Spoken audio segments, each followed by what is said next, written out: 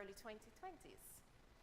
To my right, your left, we have Sauna Rose, who was here in the early 1990s, Cleve Bowen as well within the same period, Raymond Watson in the 1980s, Greg Bailey in the 2020s, 2010.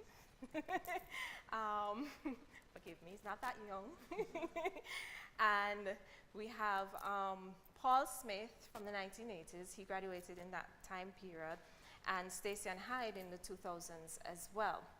Now, their practices are quite diverse and different in their mediums, but there are quite some similarities in the eras that they all came through, Edna. I have Raymond and I have Paul, who are in the 1980s.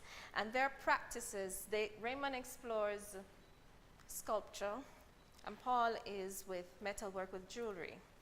And their practice focuses a lot on technical principles in terms of understanding line, shape, form, but also material culture. And I was wondering if you both could just tell us a little bit about your experiences at that time as a student, and how now being here as a lecturer, how are you partaking that information and transforming into your work? No, good afternoon. Push it up. Yeah. Good afternoon. That time was not too long after independence. And because I came in the late 70s. And it was just a matter of kind of finding a voice that was Jamaican, I suppose, and building on what had happened before, like some of my lectures were Gene Pearson, Christopher Gonzalez, and building on that. Yes, the technical aspects were important in my training, and I've carried that forward into what for me was a new material, which was welding, metalwork, and it was continued. Over the years, the programming has kind of evolved a lot in terms of what we're giving to the students, starting from the certificate program into our BFA program that's here now. How do you think sculpture has evolved in the institution, but even also in Jamaica, in contemporary Jamaica now?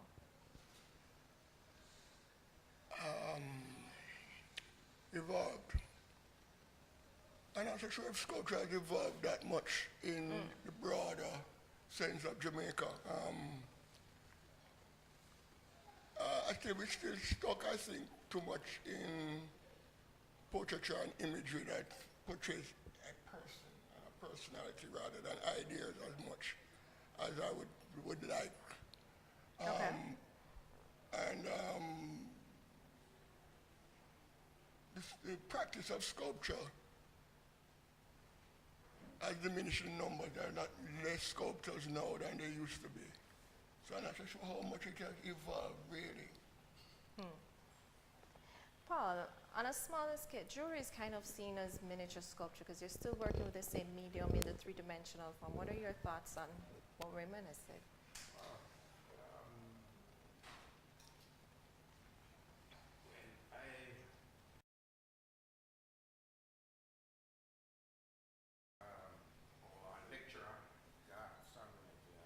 Could you? I just come back from Germany. Yeah, done a course there. And also had another lecturer, Ralph Bender, Okay. Hugh Bramke. They were basically German trip, and that was very technical. The course itself was fine tuned, Yeah.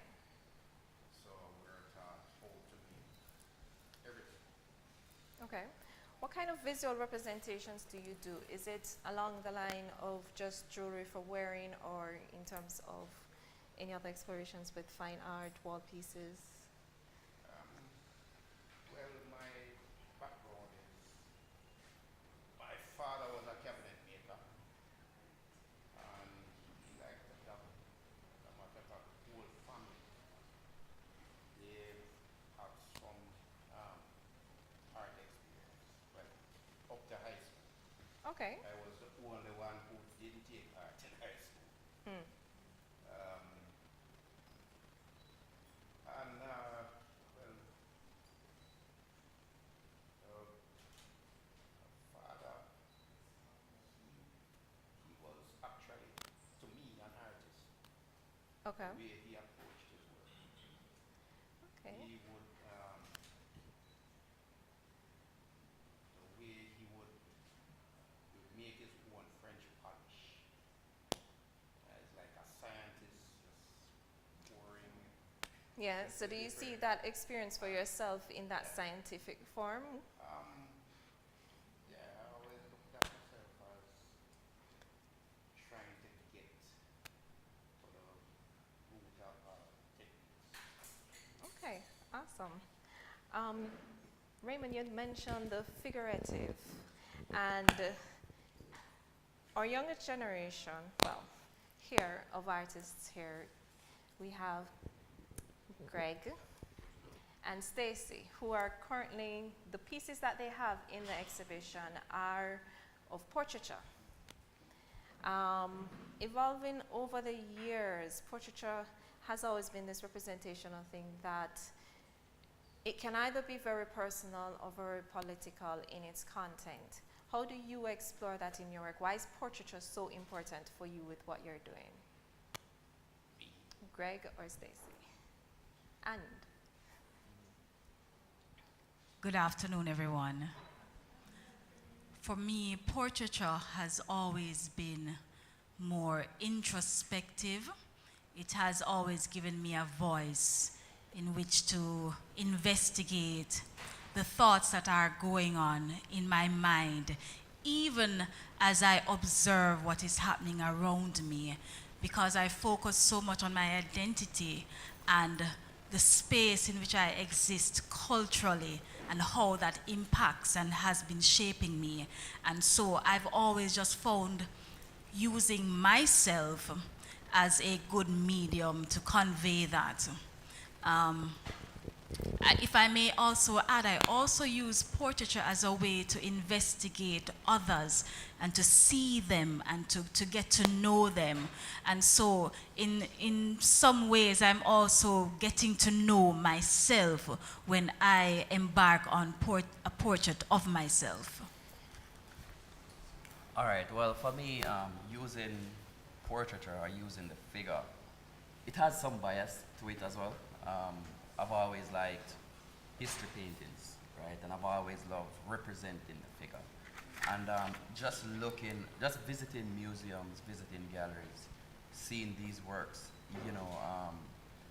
the portraits have a way of functioning both as the person, if you know the person or if you've read the person's biography, as well as it has a way of functioning as an archetype, right? And I think when the work starts to maneuver between these different spaces, it starts to get very interesting. So there's the bias and how it's drenched in art history. Coming here, being introduced to Western art history, you start to learn the importance or the hierarchical importance given to it. Where they would say like, painting of the figure, portraiture is, or history painting is seen as a higher point of visual expression as compared to landscapes and then compared to still life. So I think learning all of these things help to shape this bias. okay. Cleve and Sana, your works, you guys came through Edna in the 1990s. Your works are a little bit different in terms of application. We find that there's a lot of layering of material, there's a lot of layering of medium and cross connection of textures. What influenced that with you? For me, When I came here, I came here in '95, and like so many others, I came here thinking I was a graphic designer when I was not. It was the most popular specialization at the time, and everybody was clamoring to go there. We had the opportunity of experiencing all the various specializations, and painting turned out to be the one that was on top. And for me, something about being tactile, at one point, I kind of feel like I'm kind of like a closet textile artist and ceramic artist, but expressing that through painting mostly. And so that experience of having to learn about all the different media and so on, I was always a very tactile person. And out of that, so paint wasn't enough. I always wanted to add other materials, other textures and so on in my work. And over time, that just kind of just snowballed into a particular interest of mine. For me, prior to coming to the Cultural Training Center, there was this experience I had working on a variety of mediums. My father was sculptural in some of his professional activities, particularly working in concrete. And there was a lot of texture, rough and smooth texture that was involved in that area. Then when we came here, there was the cross-section of painting and printmaking. And the then teacher of printmaking, Cheryl Daly Champagny, encouraged what she described as painterly printmaking.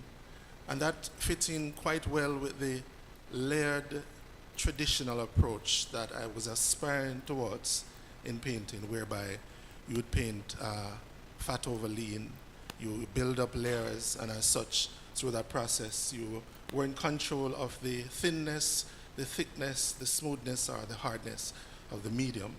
And then with the tremendous amount of techniques that printmaking allows, colorgraph, intaglio, woodcut, and so on, these were mediums that lends itself again to the exploration of layering and the exploration of sculptural forms. And the evolution continues as one becomes grounded in their medium. So I'm going to throw this question out to all of you. Art as life, art as a way of living. How do you see art being your own identity, if at all, even your own identity? Or do you only see yourself as speaking for what you see external to the self? Yeah, I just threw you off.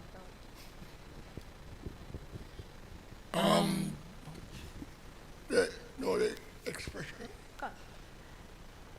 The expression is all very, very personal. It's all about how you see and how you feel and what you want to say.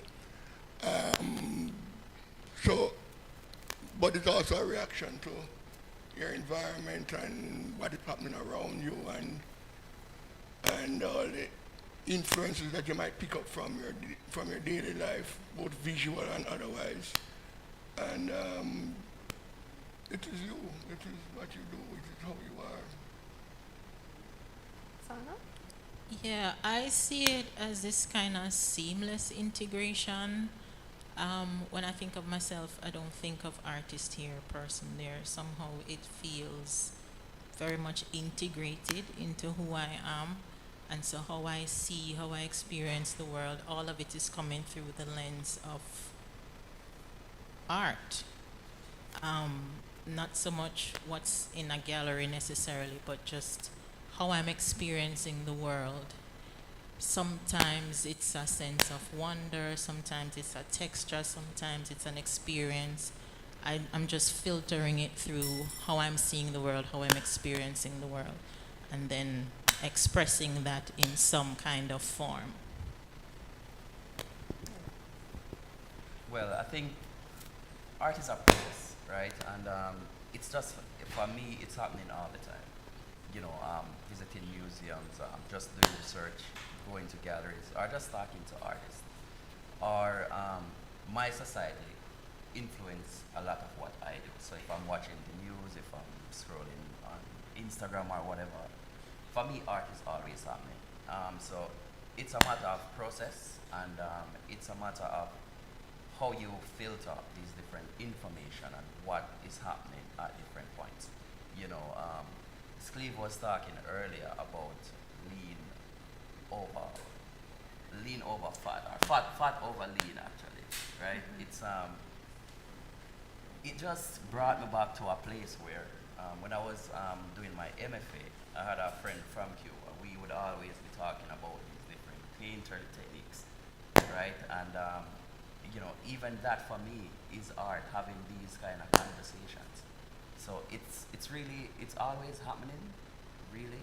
It's not just the making of the actual artwork, because there's so much that you need to carry with you to put in that.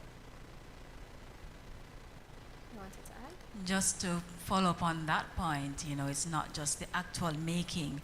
We are constantly gathering information, right? And whether we realize it or not, that information is actually informing our thoughts and the decisions that we make. And so this piece that I have in the exhibition, A Quest to Cultivate, right? While I am seeking to, so I see my art as investigating and reflecting, but also aspiring to.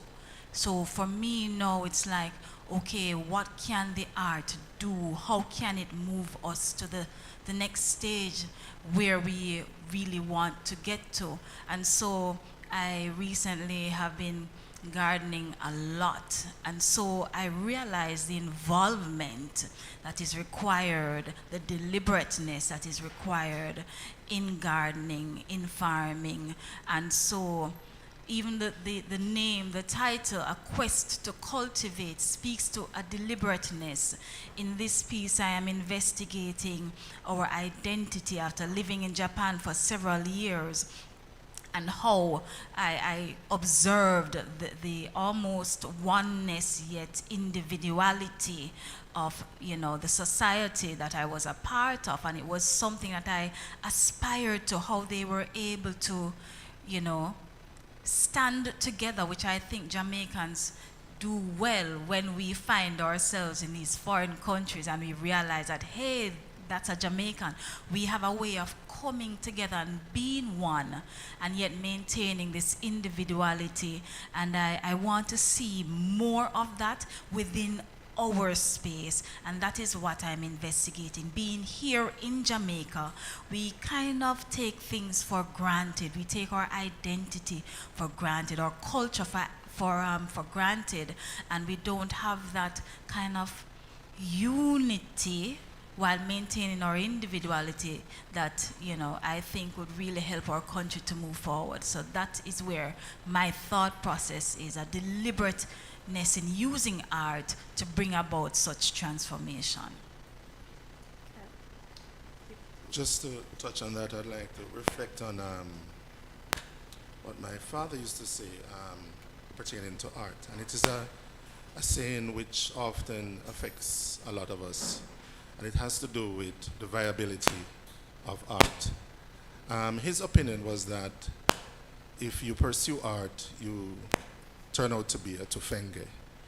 And it is not a word that I have yet found a translation for, but it was socially translated to mean turn out to be unprofitable, tufenge. I looked it up, I have asked persons, but I've not found it. But nonetheless, it touches on a fundamental aspect of pursuing art. How are we going to live from it? Essentially, we pursue art often in a very compartmentalized way. Knowledge, to facilitate knowledge, many times learning is compartmentalized. And we follow similarly in how we approach art. So often we think of doing art and art only. But often the definition that we pursue is limited to a particular aspect of art instead of the incorporating of multiple aspects of our indigeneity. When I went to cultural studies, the first question that I'd asked there was, what do you do with cultural studies? How does that translate into livity? And I put it together of my father's perception, and that question is the idea of reimagining what art is in light of our cultural realities, which led to the idea of becoming an hyphenated artist. Many times we think about hyphen, we're writing and we say we use hyphen to connect something. So similarly, Tracy spoke about gardening, and it's interesting that our very foundation is that of an agricultural society, back to colonialism and so on. And often it is as if there is this move to extricate ourselves from the dirt, as if much of what we generate doesn't come from the earth. I remember a 1992 critique. I had it videotaped. It's a 2-hour-long critique. And what I saw in that critique, I was 22, and I was saying something like, when they were asking, so tell us, what are these paintings about?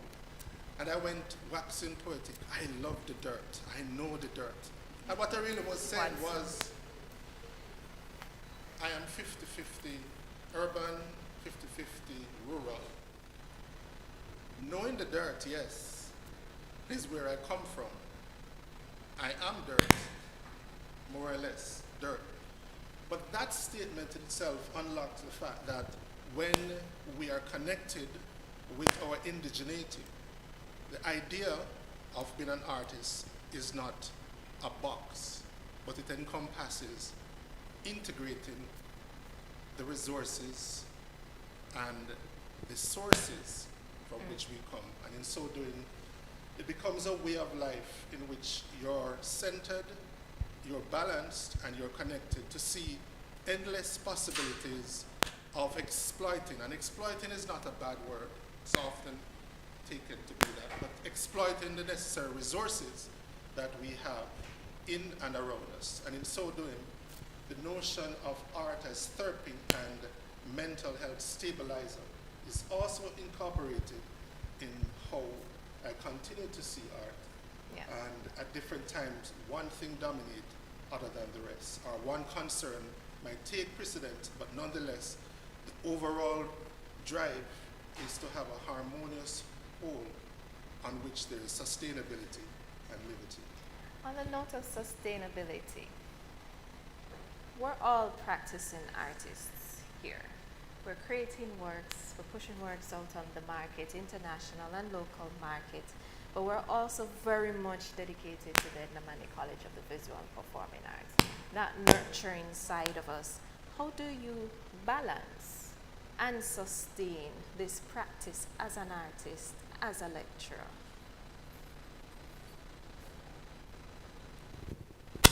Well, I teach from a position of a practicing artist. I don't think I could teach if I didn't practice. The exploration, the search, the honing of skills, the developing of a vision or visions, all of that kind of translates into how you teach and what you teach and how you approach. And also it connects me with succeeding generations, which I could easily kind of lock myself in a studio and isolate myself from the reality of the world, but teaching keeps me connected to here and now, which is also important. So teaching also becomes that evolution of an artwork in itself, just being in that environment with the students and you're creating all of that. And all of that, and dealing with new perspectives, because each generation has different ideas, different perspectives on the same reality that we all live. And it just keeps me grounded. Before we go to another artist, in terms of the change, you say each generation has a different perspective. From your generation as a student here coming in to know, how do you see that perspective evolve? How has it evolved?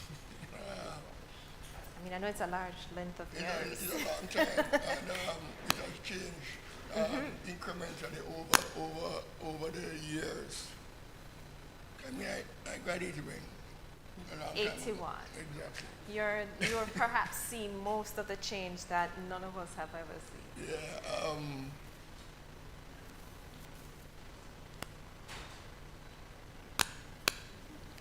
I don't know. I don't know how to put a finger on it. To tell you Okay. the truth. I really don't know how to put a finger on it. There's something that I find I'm not so happy about. And there are other things that I find that open a lot of doors, like just the availability of information nowadays. Okay. We have to go searching for these things, you know what I mean? Yeah. Kind of at the fingertips. But sometimes you feel like that is almost too much information, and it doesn't kind of settle. Yeah. But it's a whole different world to the truth. So then that's also, how did you find your information in doing your research back then? What was that experience like? Books, pretty much. Books, reading lots of books. Reading lots of books. When you're doing your research, cutting out images. That too. But yeah, pretty much books. That's where you got the imagery and the information from. So you spend a lot of time reading. So now with technology, do you see it as a good thing in terms of how we are engaging and using technology as a tool for our practices? It opens a lot of doors. Sometimes it feels like almost an excuse. But it does open a lot of doors. A lot of possibilities that I would not have thought of in previous times. But like I said, sometimes I think it becomes a bit of a crutch rather than an actual tool. Okay. All right, thank you. And My mantra. can hold the mic a little closer? My mantra Thank is you. do the research.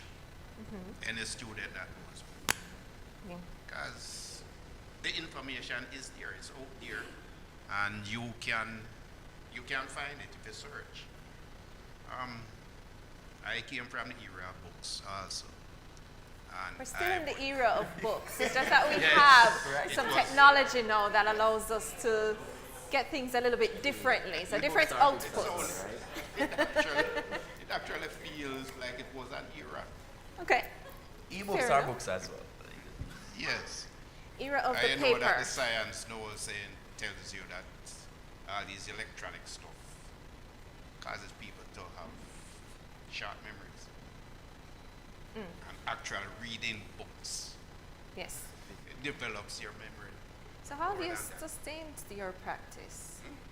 How have you sustained your practice as a jeweler? I have. Especially now with all of these things we're importing from everywhere else. I have Stop. been in and Stop out it. of jewelry making so many times. I have tried a whole lot of other different forms of art, always art. Like what? And Like what? well, I've done wood carving, stone carving, Still in that three-dimensional realm. Okay. glass etching, and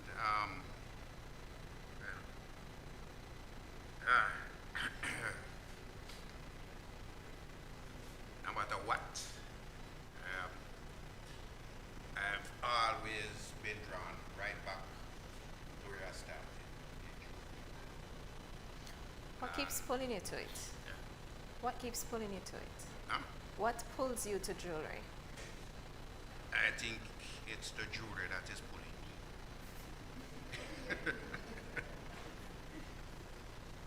All right. What about it is pulling you?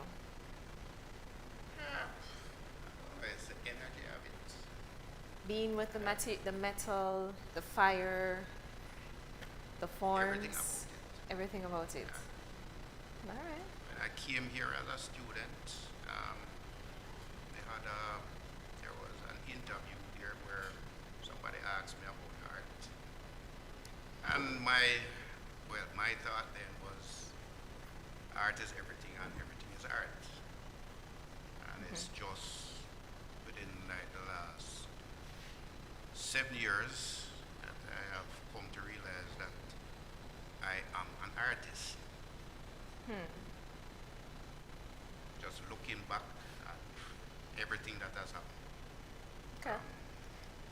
I think that we, that you know, notion of am I an artist is a question that I think we've all grappled with at different points in Yeah. times. How do we engage with this medium, this content? Is it really even worth it at different moments? Can it sustain me, and how? So just as you've dabbled in multiple things, yes, you've still kept in that creative realm, still in that three-dimensional sculptural form with different mediums. Okay, thank you. Greg, how do you sustain? Okay. And defend with technology a little bit. The what? Speak to our technology a little bit. Well, How if do I you gotta use it? speak to technology, maybe social media as a platform, because with social media as a platform, I think you reach a wider audience, so maybe you have a bigger market to sell to, right? And if you're talking about sustainability, then earning is very important in that. But even without that, so it's about being an artist, and what I've always done, I've always tried to avoid the hyphenations, right? I've never really considered myself an artist slash anything else. You know, I'm just an artist. And as I've mentioned earlier, you know, in everything I do, I'm thinking about making work. You know, I'm thinking about how everything is influencing me. And even before I became a lecturer, you know, after I graduated as a student from Edna, I was just making work, and I did a lot of freelance stuff, right? Some of it weren't stuff done in the studio. A lot of it was like sign art and all of these things. But it's about sustaining what I do, because you know, my studio work is what I'm really passionate about. That's how I want to spend my time. So even if I have to do other things to fund, you know, my lifestyle, that's what I'm still going to do. Are you led by creating for sale, or do you allow the work to build that for you? I've thought about that question. I don't know how to answer that question, right? I've never considered myself making a work for sale. Right? I've never considered that.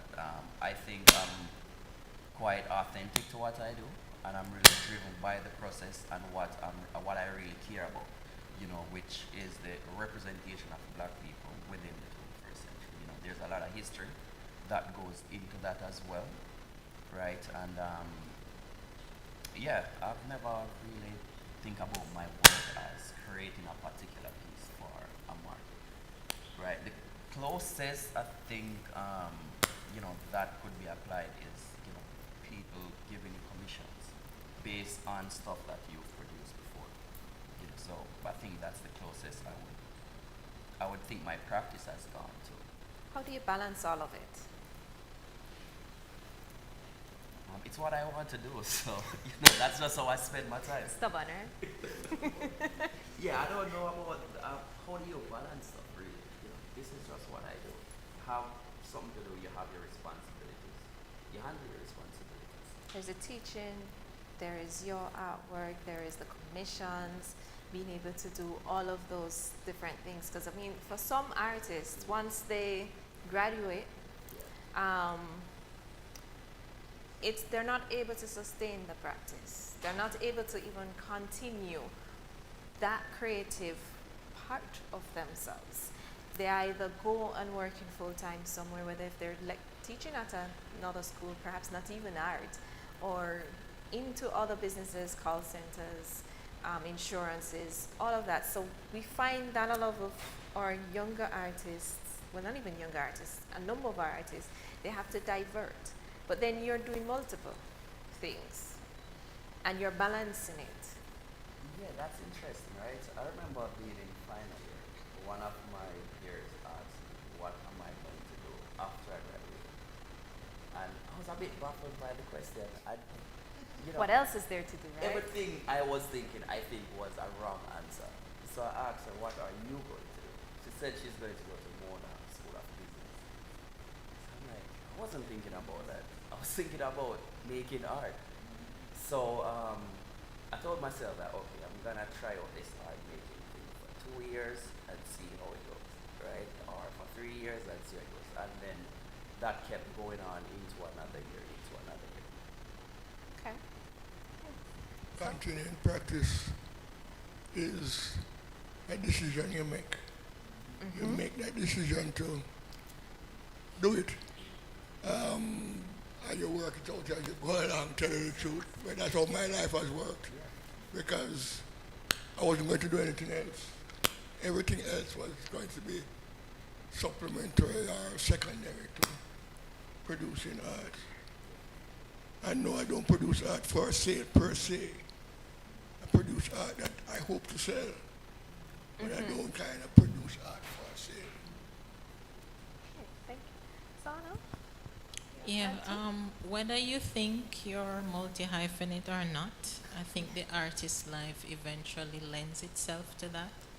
So, for me, I feel like if I'm going to teach it, because we have this saying, those who can't teach, which I think is rubbish. I think you have to teach from what you know. And if I'm going to encourage my students to make art, especially from the art ed department where we are in a multi-hyphenate, well, a hyphenated title, which is artist educator or artist teacher, then I need to model that. And I need to lead by example. And so that's part of the motivation. The other part is, Cleva talked about it, that mental emotional space.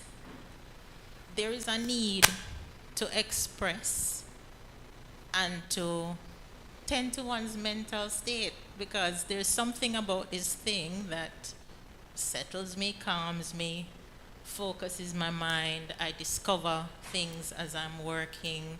Some of it is time that just seems to dissipate without me even knowing it's passing.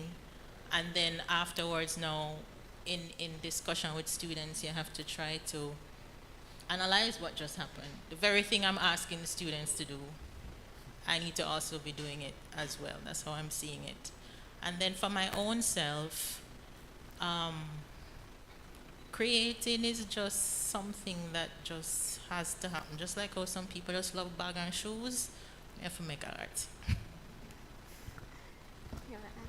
I'll just add to what the others have voiced.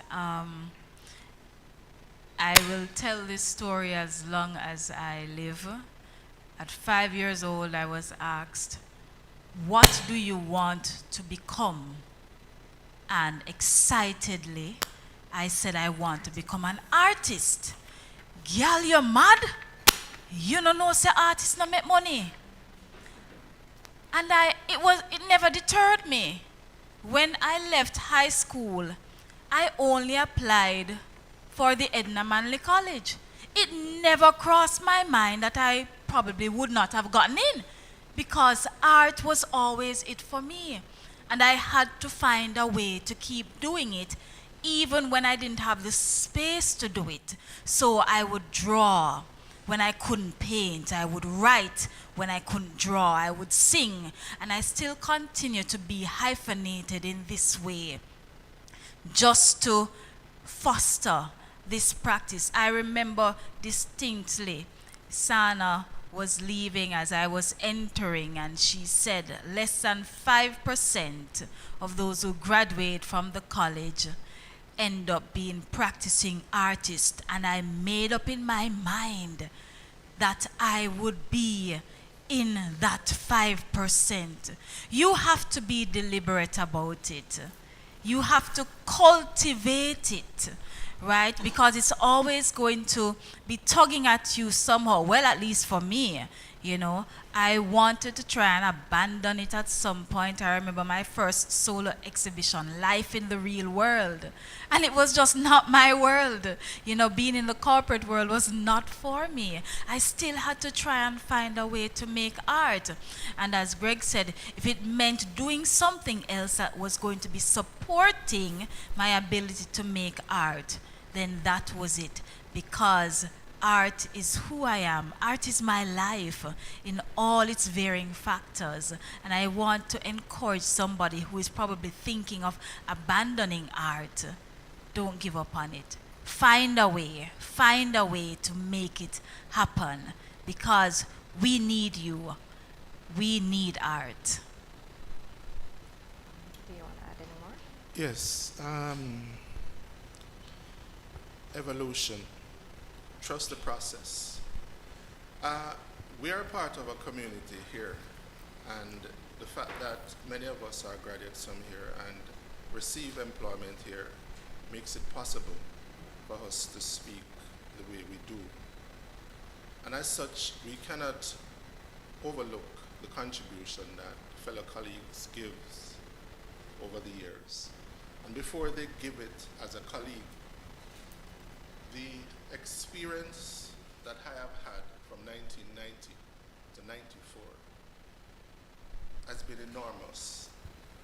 I felt I was nowhere ready to go on to further formal studies because I had not yet unpacked the tremendous amount of knowledge that I've gotten here on top of what I came with.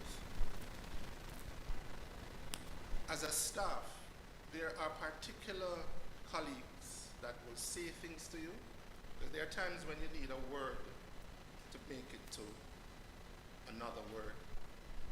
And that I have found to be tremendously helpful. My supervisor, for example, Mr. Ra, has significantly been a force that has encouraged me in areas that I may have just passed over, and I appreciate that. Dr. Barnes, I came here and saw Miriam and her as the youngest. I was among the youngest person at that time, 1990. And over the years, the interactions, the sharpening that comes from that community helps. Now, I always think about sales. But hear what? Sale does not motivate me. Systems to sustain what we do must be created. Food is not clothes, shelter. I mean, should I repeat it? Art is not food, clothing, or shelter. But we need all of those things. So how we leverage what we do to keep on doing what we do. I remember I was talking to Allo the other day, and Allo says, Mr. Lukman, he says to me, you seem to be more interested in doing than selling. And I kept thinking about it. And I kept thinking about all the conversation. What I'm saying to all of this is that when we embark on the journey of a creative, we're going to need not just the doing, but the psychic reinforcement that comes from persons that are like-minded. Because what we do in a world of capitalism can be very tenuous, can be very fragile at times, and it can seem not to be tangible. Therefore, the psychic reinforcement that we get from each other is central to the continued expressing of our creativity in a sustainable and viable way. And we must be open to do what it takes. As Greg stated, he will do things to support his art. Now, some would question, am I an artist in those times? When a father works at whatever job he may find to sustain his family, is he less of a father then? The same answer would apply to what you will do to sustain your practice. I think as an artist, I mean myself, I see myself as a creative nurturer, a practitioner. It's always a practice of engaging with the material and the medium. And when I say material and medium, as a fiber artist, it's not just singular, even just that fiber, but the engagement here is a practice. The dialogue that we are having, being able to know that we can share our experiences, share our mediums, share our successes. You know, just seeing the success of another makes you aware of the vast possibilities of what your reach is. So in terms of even just sustaining, you may have to, yes, delve into multiple other little things there on the side, but then you're not necessarily looking at it as something separate and a part of. It is all a part of the same principles and elements of design and art. All of that kind of comes together as one painting, sculpture. Sometimes we see them in different ways, but yet we're all using the same things to do our practice. As a curator, I am just curating art with the artists. The space becomes the art. Sometimes the artist and my interaction with the students, that becomes the art form, just being able to just see how you can build and nurture something. Before we open up the floor to have some questions, I would like to ask each of you, as we look back on the legacy of School of Visual Arts, your time here, if you could name one lecturer or one person that has influenced your practice, that has planted that seed that lives on with you, who is that person and how have they impacted you? I would name one person. No. The whole world. Yeah. No. Cannot. Oh, come on. Eh? Go on. No, I just say that, like, Christopher Gonzalez taught me. Pearson, I kind of hung around Pearson. He never really formally taught me, but I kind of hung around. And all of these people had influences on me in one way or the other, so it would be really difficult for me to name one person. How did they influence? Gonzalez. Gonzalez, passion. Pearson was also a passion.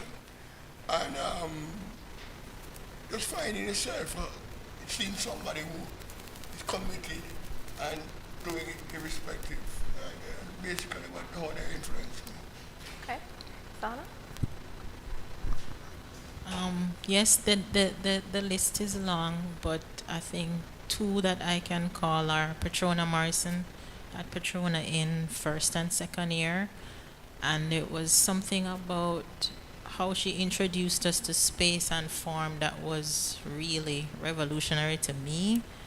And then Omari Ra, when it comes to experimentation, material, texture, and just his approach at the time was, if you have 10 ideas, explore all 10. Don't hold back. And that was really a phenomenal approach for me. Yes, and it's really true. It's not one person. There are different things different persons have said. Patrona taught me to respect the integrity of the place that you're creating an installation in and take that into consideration. And that has stayed with me over decades. Just to add something, a context, in his book, They Reap What They Sow, Barry Chevin speaks about the absence of father figures. And I have found male lecturers here playing that role in the things they said. And the person that comes to mind again, big brother father, is something that Mr. Ra said to me. On examining the infrastructure in where I work, away from work, at my studio home, he came one day and he says to me, you know you're a one-man industry. That expression created influence, it created encouragement at a time when it was most needed. For there were contrary expressions. And I want to say in conclusion about the influence. The influence we continue to get from each other is invaluable and not to be underestimated as we are on this journey. Paul?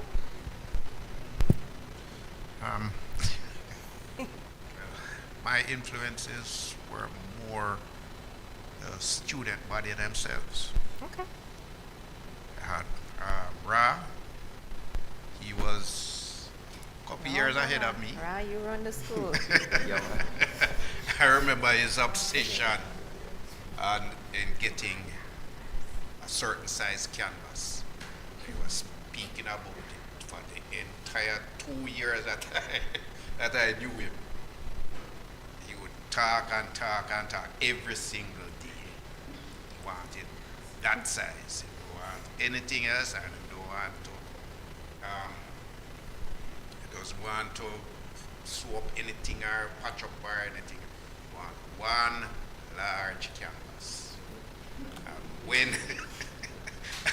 when he completed his 4th year, it was 4 pieces. It was 4.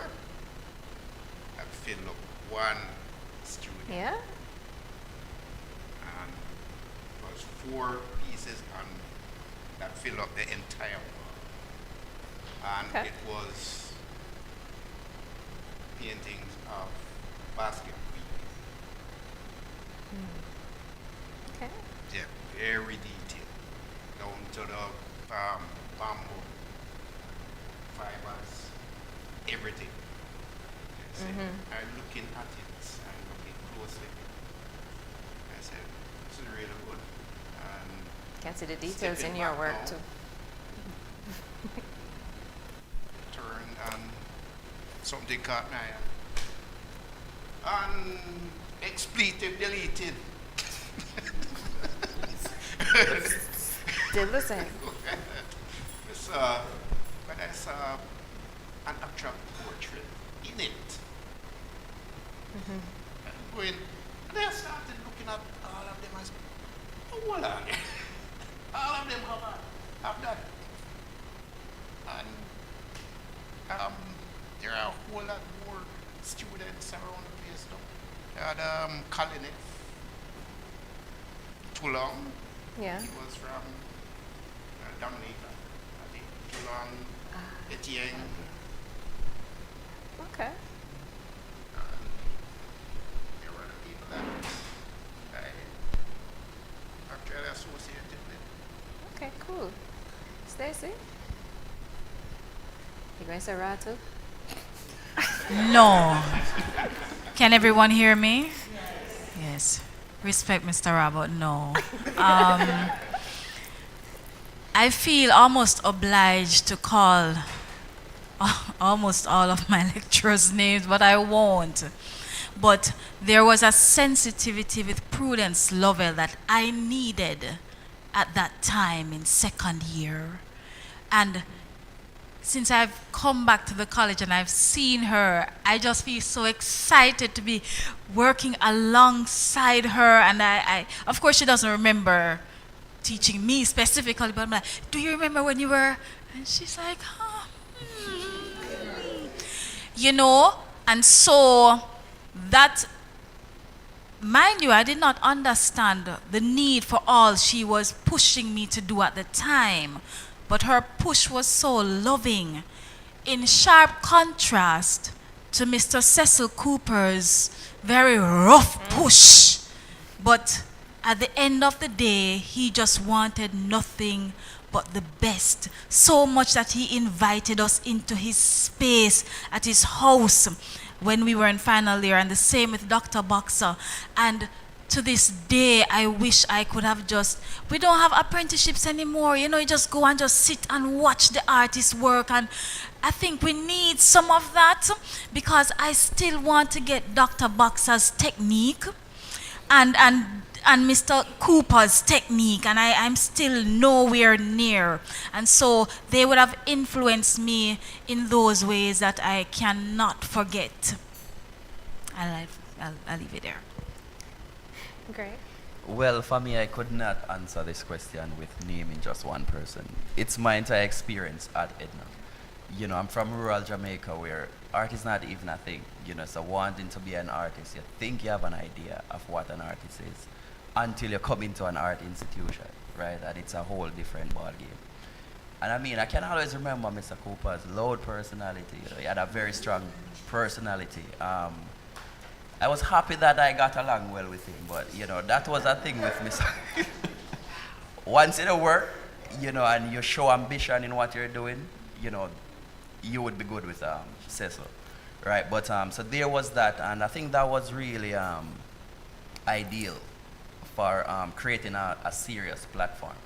You know, you have to think about scale, you have to think about your ideas, right? And you know, coming through the years, you know, I started to have more interactions with Omari Ra, and you know, that really deepened how I started to understand art conceptually, right? And you know, even things that happened off campus. We learned that Barrington Watson would be at his gallery on a particular day. So every week on that particular day, we used to go by his gallery, and he always find the time to talk to us, right? You know, that's crazy that he would like just find so much time to talk to us every single week, right? And then you start to see, I remember seeing one of Philip's work as I think I was in first year, right? And another friend of mine, Ainsworth Case, was telling me who made this work. And that, you know, this work was made by a student. And then, you know, that really opened up my eyes to something else, because there's no way a student could do this, right? And, you know, just visiting galleries, going to the national biennials and stuff, you know, seeing some of Philip's work when he was doing his MFA at the time, you know, in one of the biennials. He had this untitled piece and entry. You know, these works were really monumental. You know, having conversations with Ebony, seeing what she's doing, you know, all of that. You know, all of this really enriched my experience and really helped to shape my ambition and, you know, gave me a sense of how serious you have to be about this profession. You know, and I think that's one of the issues. You know, a lot of times we have these stories about you know, family or parents or, you know, other friends saying like, why would you want to be an artist? There's no money in that, or, you know, whatever these remarks might be. But it's really up to you, right? It's just as any other profession. You know, I don't think there's a doctor who is a doctor 2 days a week or 1 day for a month. Right, and I don't think those doctors would be given would get a lot of recommendations, right? You know, so I think it's the entire experience for me. You know, Okay. yeah. Okay, I mean, when I know I asked that question, I said one, but it's even difficult for myself because right now I have 5 and I'm like trying to figure out which one. And for me, I mean, Karina Changfat, her work influenced my practice because of that brutal honesty, truth, with no apology, no regard for what anybody else pretty much feel. It was just hers, and she owns that in her work. And then there's Margaret Stanley, who was just ever worked. There was never a year that lady did not have an exhibition. We always saw her working, and she always demanded more out of us. You know, a lot of people didn't quite understand her. They thought that she was kind of very wild and crazy, but it's just that she saw something in everybody, and she just wanted to draw that out of us, you know. And then Raymond Watson, who's sitting beside here, I stand on his shoulders sometimes. His influence, I mean, in first year with 3D, just the challenge of understanding balance, understanding space, drove us mad with trying to figure out negative and positive space, and just knowing how that feeds into even my own installations and how I create my 3-dimensional work. I hear his voice, I hear your voice a lot in my head here. But then I think as an artist, young artist coming up, another thing that's important is just that support that you have from your lecturers. And when I was here, I struggled just in my own practice because I was I was doing something different. And Chung Knight and Cecil Cooper became this sounding board for me. I mean, they didn't teach me outside of first year in drawing, but they understood that vision that I had as a fiber artist, and I could always turn to them, as well as pull them into my critiques because, you know, my lecturer never quite understand, but they were able to see that vision and guide me and build what my practice has become.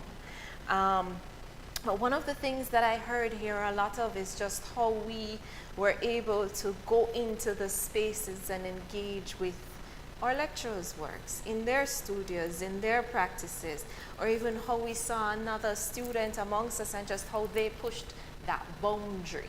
And that made us want to push ourselves a little bit more.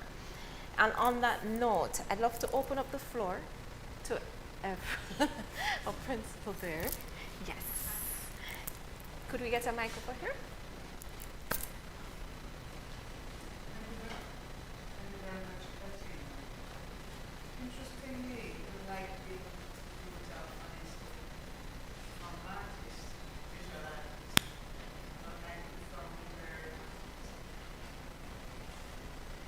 I like it from everybody. I'm enjoying, really truly enjoying the artist talk. It's a wonderful time. And I have so many takeaways. But Raymond, what you said, is really a wonderful principle that I should be putting into words. And I see the synergy between the two. One's a model, and one is didactic.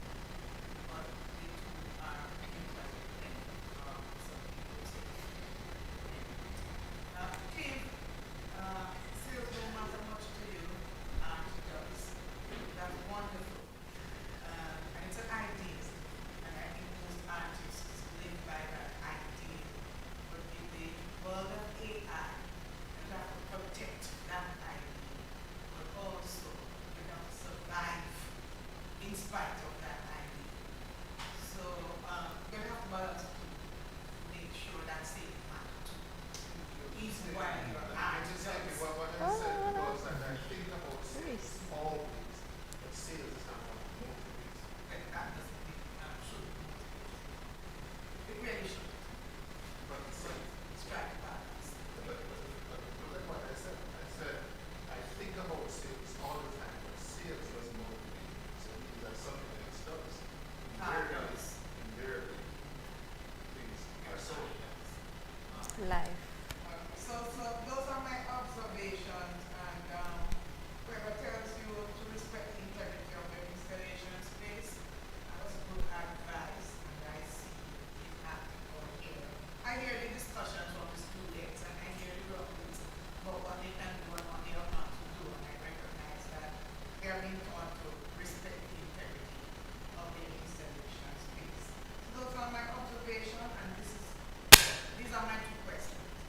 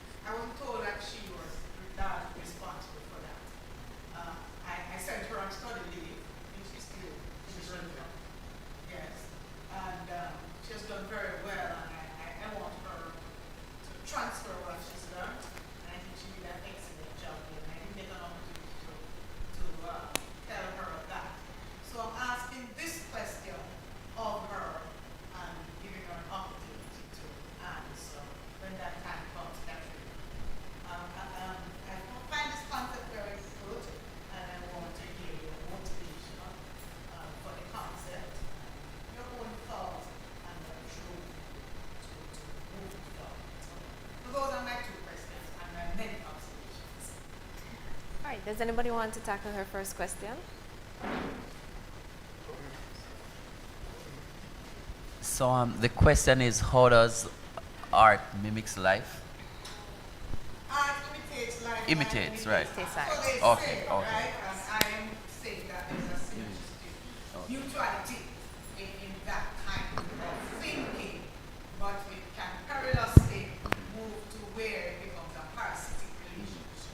How does the artist balance that balance those two pieces so that they're not just squeezing the canvas dry? Well, I'm gonna attempt to answer the question. For me, it's not a matter of mimicking. Really, it's a matter of responding to my environment, right? So, how am I picking up on different information, different kind of stimuli, right? And I'm responding to that. You know, I'm not. Sometimes it's way more organic. You know, so it's not a reflection. Sometimes, you know, sometimes things get quite metaphoric, right? Where you're, you know, taking a big swerve from what you're really trying to get at.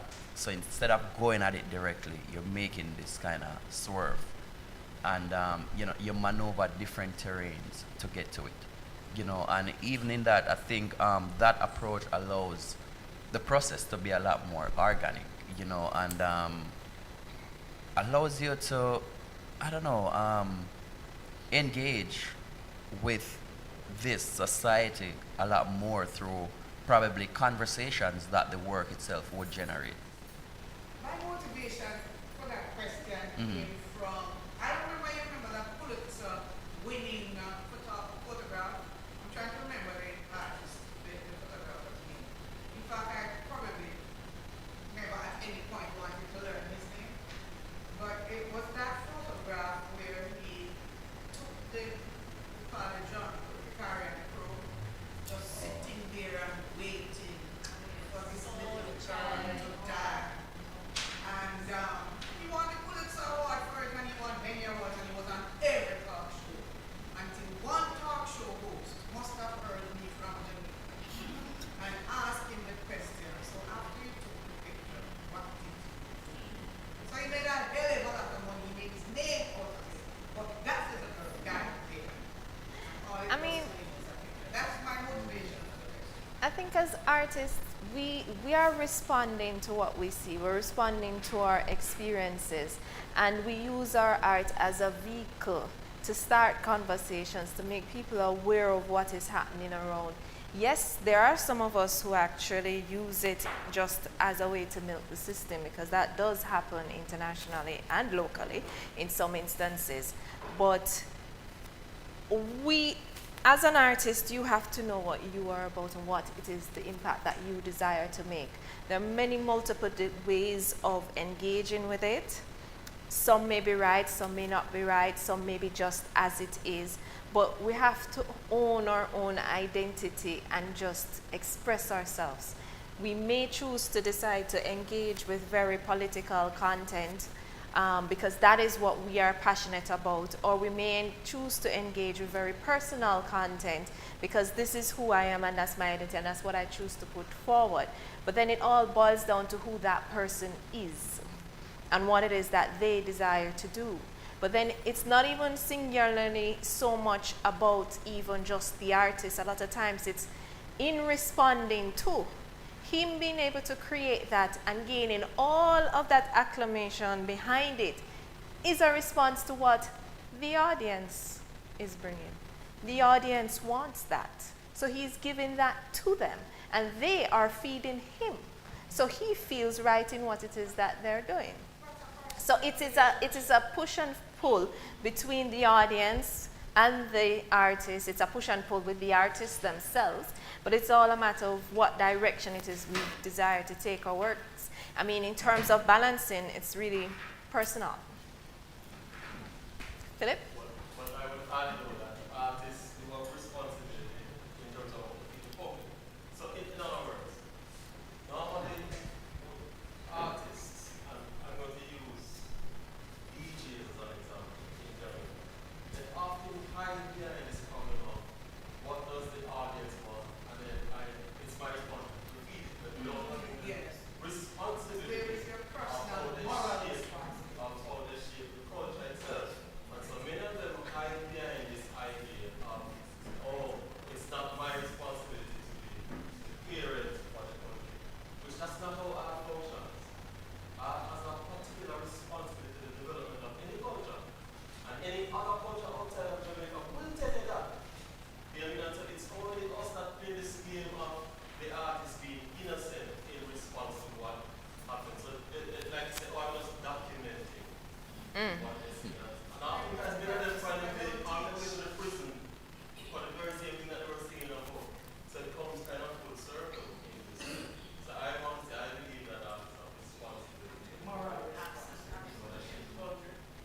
You know, and an interesting variable, this responsibility, it really goes both ways, right? Because both the ways. citizen of a country, a particular space, they should have a responsibility as well. And as much as this work got all these accolades, you know, in another conversation or in another time, it could also be censored.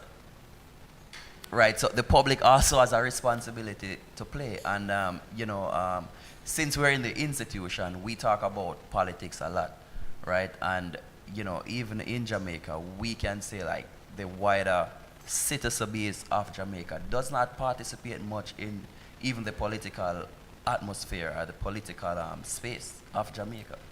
So this responsibility, it really goes both ways. It should be reciprocal.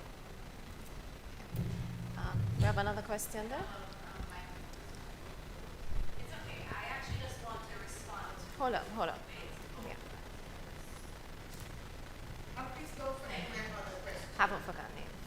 So I actually wanted to respond to your question, Principal, about the parasitic. I think that's a very good question, in that we do have to find that balance. And correct me if I'm wrong, but what I understood from your question was that the arts, how do we as artists don't allow the art to become obsessive, right? And basically permeate every aspect of our life in a negative way, and so that we don't, and then so we forget how to make that sustain us. It's very important because even though sales should not motivate us, we also need to remember that in order to survive, we have to support ourselves in some way. So the photography you mentioned. Right. So the photographer that you mentioned is actually Kevin Carter, and he actually committed suicide not long after winning that prize. For that very reason, for winning that award for that photograph, which poured into him, it at that point became a parasite and killed him. So how do we, while arts, what we do is us, is our identity, we need to not let it consume us in a negative way. To not forget that we need to pour into ourselves as well, and what we're doing here now, the community thing that you spoke about is so vital, and we need to learn to lean on each other and produce art that supports people but also support us as well. That's my end. Okay, thank you. I want to address her other question before we go forward. Yolanda, that question was directed to you.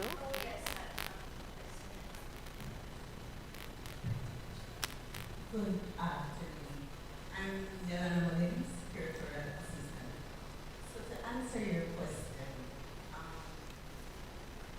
I did not want the exhibition to end without hearing from the artists. Every year we have the exhibition, and then it ends there. So I wanted to hear from the artists, hear their voices, hear their concept, but not just their concept. I wanted to play on the idea of SVA 75, what that means to them. So in a sense, where they started as students, but who started here as students. I know not everybody on the panel were students. Everybody here, this panel is all alumni. For the second one, it won't be the same. I know we have persons from different era, for both panels. So young, not that I'm calling any of you old now, no, but some from the older generation, some from the younger generation. And I wanted that mixture, and for the students to, get a feel of that and get a taste of what it was then versus what it's now. So this is that. You've done a good job. Thank you. On I'm sorry, I have to run off, Okay. but I have to tell you this. I haven't been in such a intellectual space for a good while. It really is exhilarating. The intellect of the artists, you're Thank you. just brilliant.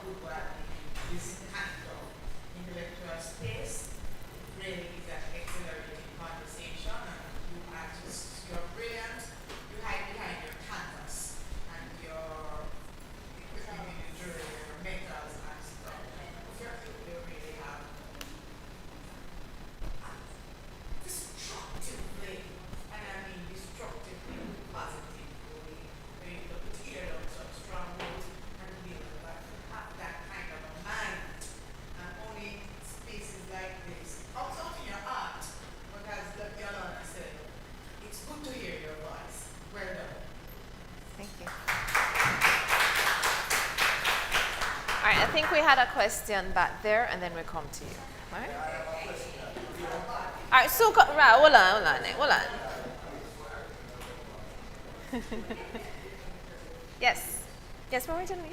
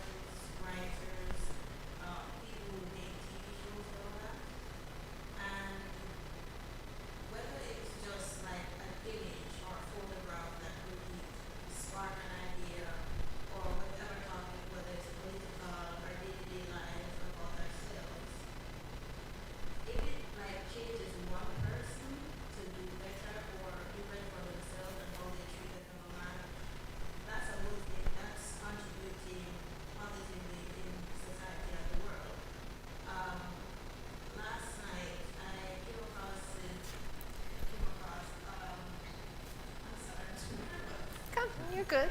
Relax.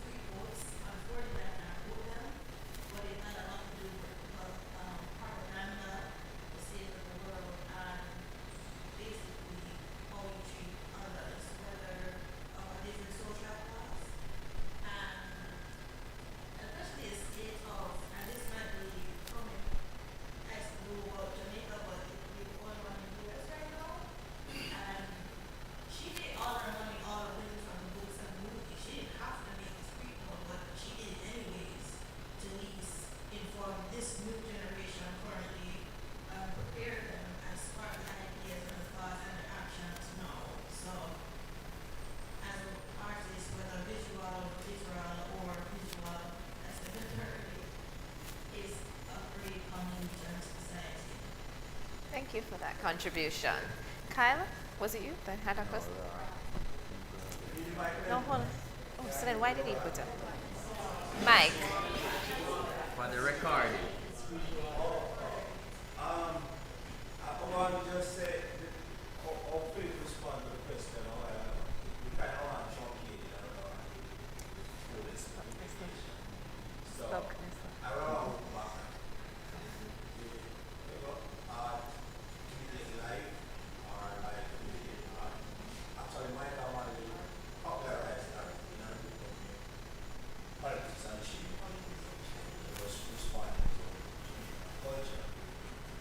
And interestingly, Omar is on Rasta Work Mercy, I don't know what it was born in 1972, rat race, and the mining was coming to power. Chris Valley was born before that, and then Shira was in power. And Rasta discrimination was also born in the 70s. I believe that both three songs that propose a certain kind of change where I sort of upset the status quo. But as soon as a song propose change, you have to shift balance of power, you have to ban it. But when Six Bars and the rest of insect them at sing, nobody now ban that. Right? Because it do more damage, it do deliberate damage what the society want to happen. But any song where I propose change and imitate life, so to speak, it have to go. You see what I say? So the big question is that art don't necessarily have to imitate life. Art can project upon life, right? We have two famous work in artistry where they consider to be the greatest paintings in artistry. Guernica from Picasso, which imitate life, because we know that was the bombing of Guernica in Spain. And the Last Supper, which not imitate life, but we can find relevance to that in life, because that's a pure religious story, right? But it might connect to power as it relates to ideological powers in the world. So I think, as Philip indicated, that there's a certain responsibility that the creative person, not business for artists, but the creative person, and all creative people who act as visionary, they must have responsibility. And the big responsibility is transformation. Last week I should just mention that Miss Smith, I mean we can say Miriam at this point, play something for me down at my class with a lady saying something. I don't remember who it was, but tantamount to our artists neglect them responsibilities, right? And it was a kind of profound thing, and if you take that to the fullest extent, you can apply it to the situation at Jamaica right now. One last thing, at 9/11, when 9/11 occurred, Jamaica electronic media and the paper too, they put out a sort of ban. No music down here could have talk about what? Al Qaeda, Bin Laden, nothing relating to 9/11, right? Because they're self-censored. Up to now, you don't hear no DJ call himself, what do you call it, Saddam Hussein. DJ love call himself name from white people are terrorists or that kind of thing there. But no call himself Saddam Hussein and then kind of name there. You know why? Because them now get through. Yes, so them refrain from that. But them call themselves all kind of other things. We are promoting destruction of black people in our country. And we support it. Duns, Bat, Jamal, Rat, Bat, all kind of crap that them say, and we support it. So I just say, our responsibility big. I mean, like a question when Cleve put forward, but we don't deal with it. And that is to say, how does the system of capitalism change art in significant ways, which we don't really address, and we should address that, right? So, and we have more, but we don't want to overtalk, so. Does anybody on the panel want to respond to any of what was being discussed just now? I'd want to address the issue of that statement. First of all, you have to interrogate who made the statement and the context. Art imitate life, life imitate art. Drawing upon life so that one doesn't exhaust their wellspring. The angle I was going to take that from is to ask this question. Are you familiar with a video by National Geographic that features a pufferfish, a Japanese pufferfish that makes an elaborate design in the bottom of the sea to attract its mate? All right, so if you're familiar with that, the question comes to fore now. Is it art? Does animal make art is the secondary question. But the first question would be, is it art, right? If we understand art in its varied manifestations, there is no fear that it is an inexhaustible resource that you're taking from life into your art so much that it depletes it. That is how I would have approached that first. There's no possibility that one exists with so many skills and so many dimensions to one's humanity that pulling from that is going to exhaust it. So it would not be something that I ever considered. I think we exhaust music though. Okay. When was that created? When was that music? When was that music? None. Only music for created. I mean, you say created. But when we used to dance, Bob Marley was dancehall music. So I'm like, oh, people like things go dancehall music. All they go dancehall music. So the place where music play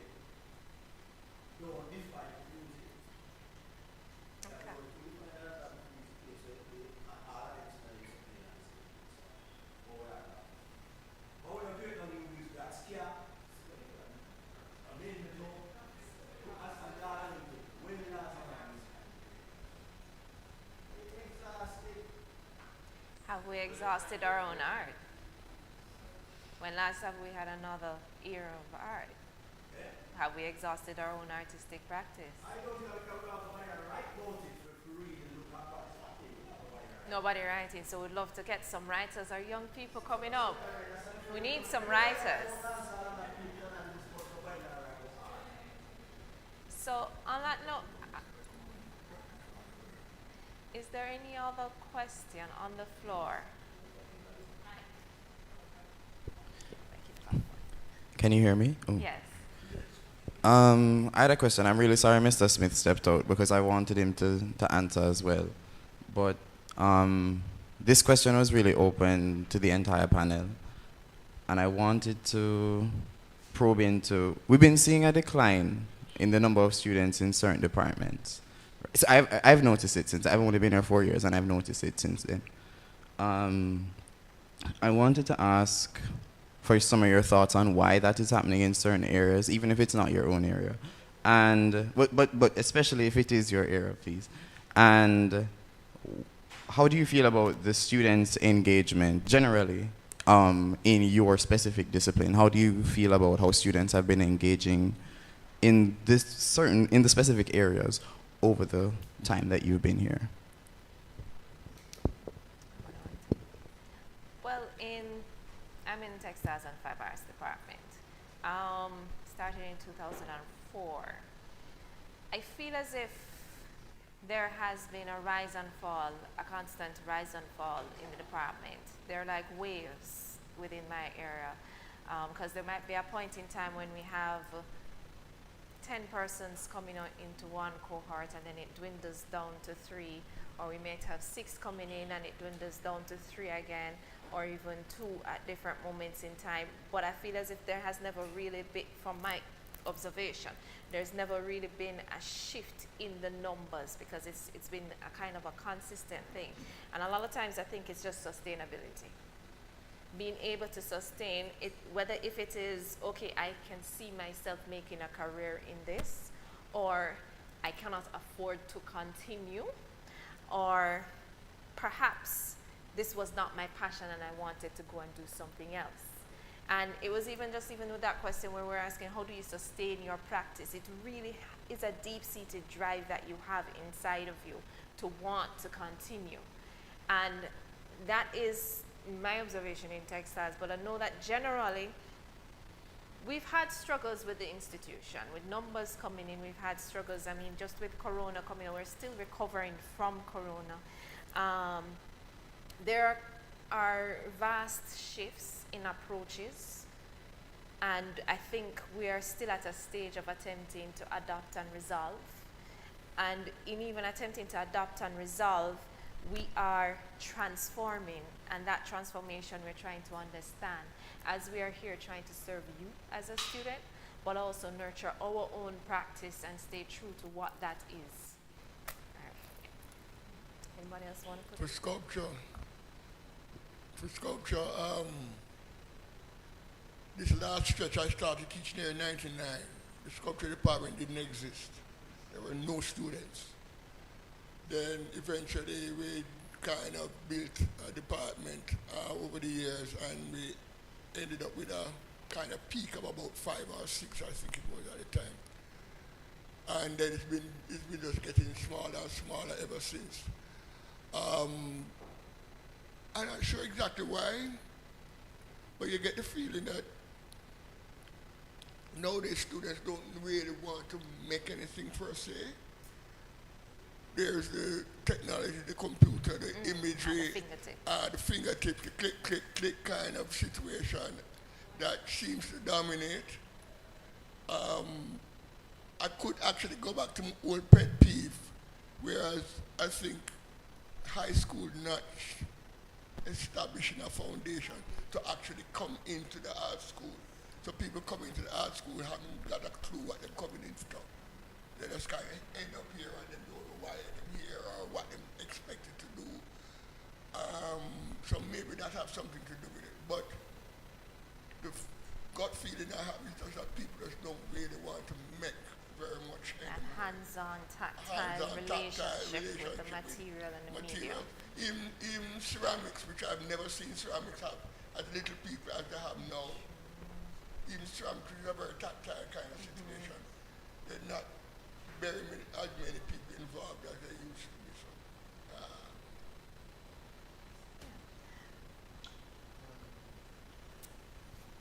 we exist in an ecosystem when it pertains to the art. We talk about capitalism, we talk about the interconnectivity of everything. Kyle, there's a lot of factors that are all interconnected. 2014, a former schoolmate came back to teach, and two questions they posed to me was, one, what is the point of conceptualization without design fundamentals? And two, are we here to teach students to become artists, or does that come from a deeper conviction? The last question, some persons will encourage persons to become an artist. It is a trajectory, it is a pathway that is very fraught. There's no doubt about that. That must be your choice if you're going to stick to it. Irrespective of the encouragement that you get, you must have the conviction if you're going to be an artist. When we came here in 1990, I still recall and have pictures of, although difficult to locate at this time, posters that poses the question, who says you can't have a career as an artist? And it went on to list a litany of careers as an artist. The secondary emphasis of the teaching that I got was that you're not just coming here to get a job, but to become job creators. In the interim of over 30 years, significant technological advancements have been made, whereby much of what artists would have done, the app does it for you. Remember, we were already in a very difficult profession that a small number of persons would have chosen. When years ago we had jewelry stores in Jamaica, the jewelry department would have had students endeavoring to gravitate or to translate into that industry. As that shrunk, so did the possibility of matriculating into that industry. So it's no one factor, it's an interconnected set of factors that contribute to what we have spoken about. And I could go through them point by point over time. Some documented on videos that speakers would have come here and spoken and addressed issues regarding, and some totally outside of our control. It's no one factor that answers that question. Okay, thank you for that. Yes. I was actually going to go to that. I was going to go to that.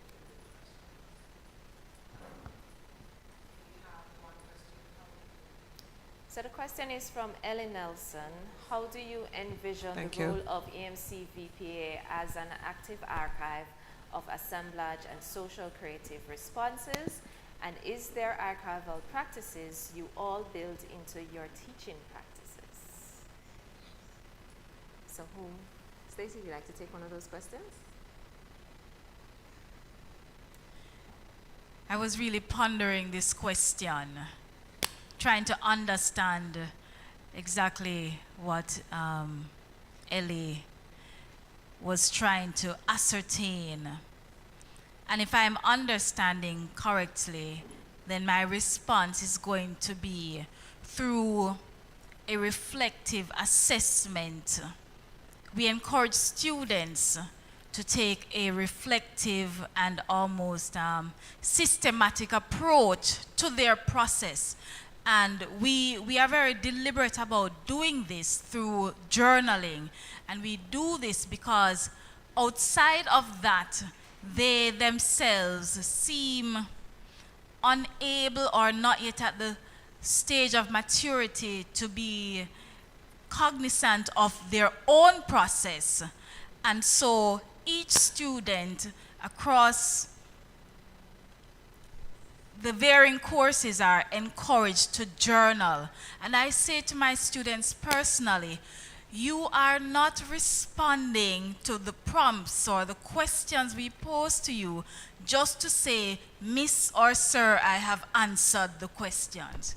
It is a documentation of your process to see your growth as you progress, even if it might feel stressful at the time.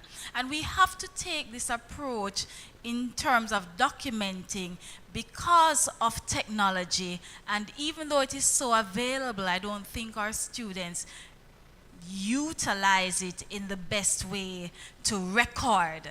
I remember asking a student in one of my online classes if they were taking notes, and they said, yes, miss, I take a screenshot.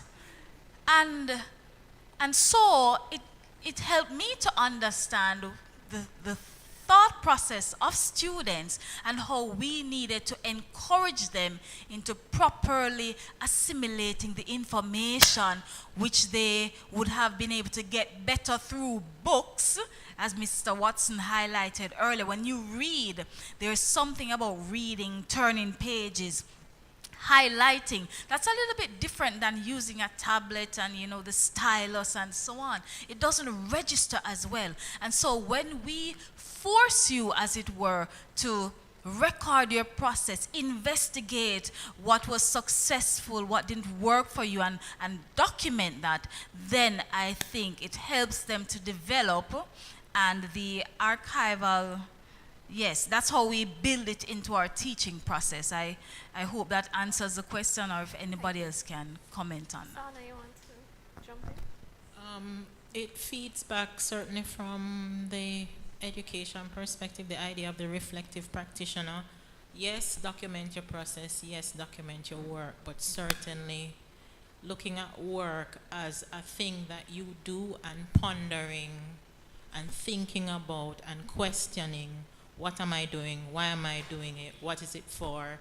That kind of constant questioning is I think, critical as part of the process. It's kind of a meta processing of what we're doing. And certainly from an educational perspective, I think as generations change and advance, we still need to assess if the way we're teaching is appropriate for the generations that are coming up within the space that we are with digital technologies and all the other things that we have to face. There is a need to ponder the work that we are doing and to question it constantly and to assess if we're making the impact that we need to make. Do we have any more questions on YouTube? One more? All right. From Janet Alexander. Early in the discussion, someone spoke on the photographer that took a profound photo, but after God depressed and took his life. And the talk on art being a projection of life and it depleting. Okay, so that's a comment.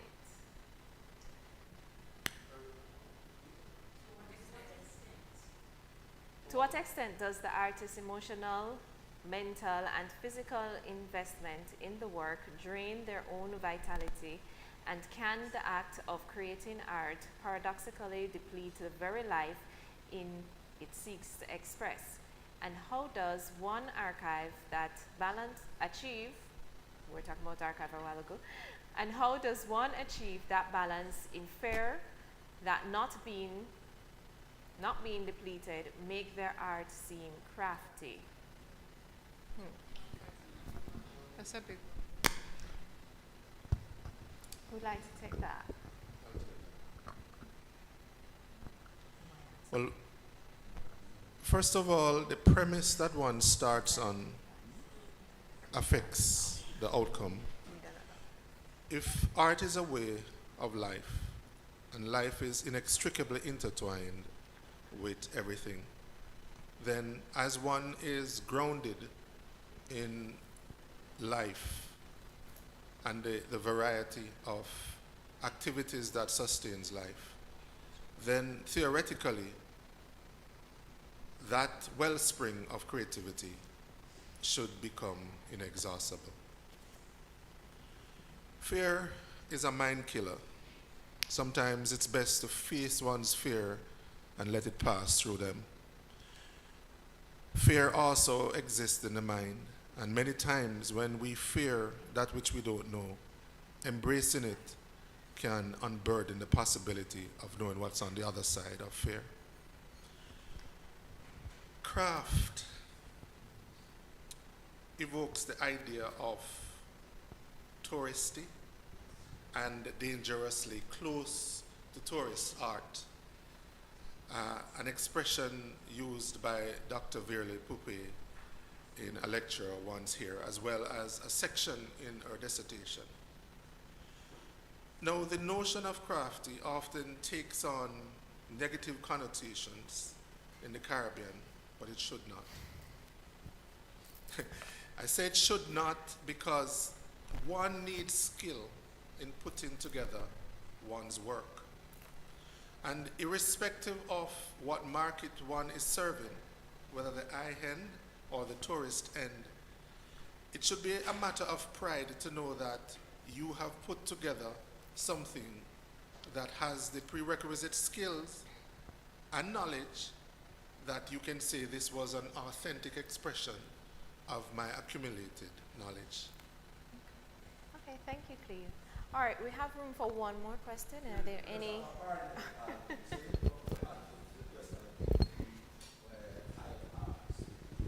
think it's important thing to put a parenthesis to kind of run the main discussion. No, we don't need the mic. This can come out for the record.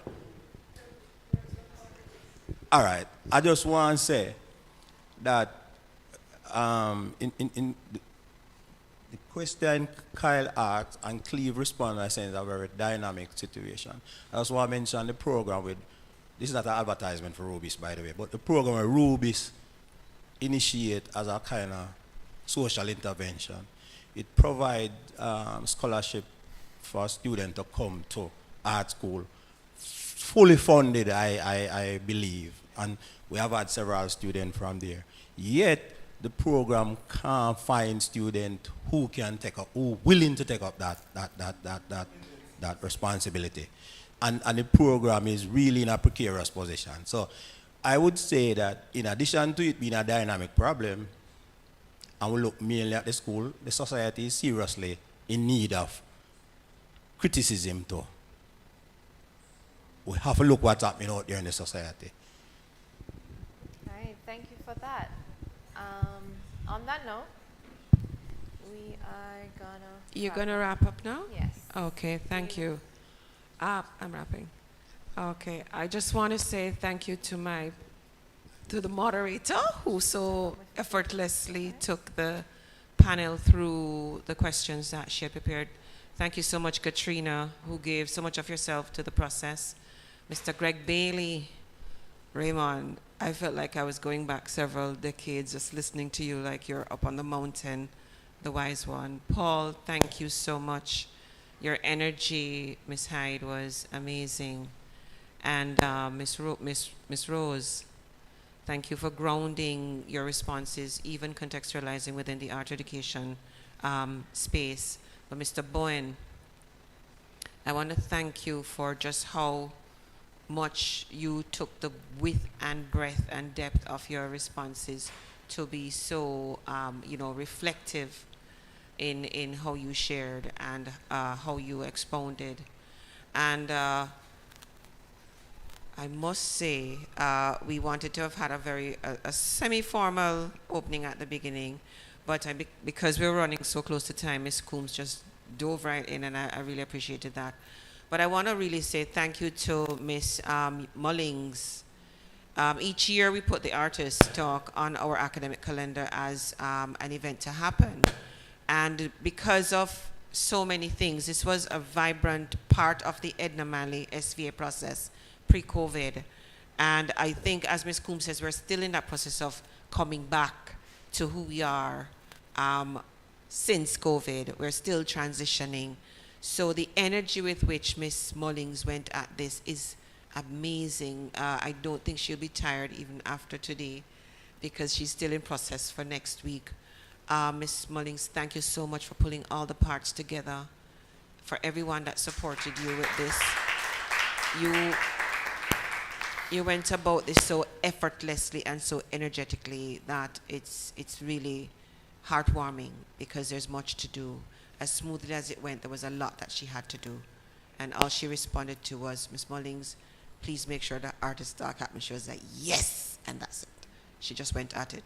Audience, thank you for your questions, for your contributions. I think each of the responses that were given in and of themselves were points of expansion. And Mr. Ra has left the building. But to see the responsibility of society and what they are positing as expectations for our young people is also something that we have to grapple with on their entry, because there's also to their expectation. And of course, the support of the institution, the one of a kind, yes, the one and only of its kind in the English-speaking Caribbean at 75. Yes, we are in a position where we should be able to demand more for who we are, for what we bring to society, and for how we allow society to see themselves and indeed to transform. So for those who are watching online, thank you for joining us. Ms. Daly, thank you for being such a strong support to Ms. Mullings in all of this. Mr. Eyre, ICT, Ms. Davis, and students and faculty, thank you all for coming out. Thank you for making Artist Talk Faculty Focus SVA at 75 Part 1 a success, and we look forward to seeing you at Part 2 on the 24th. Thank you, everyone.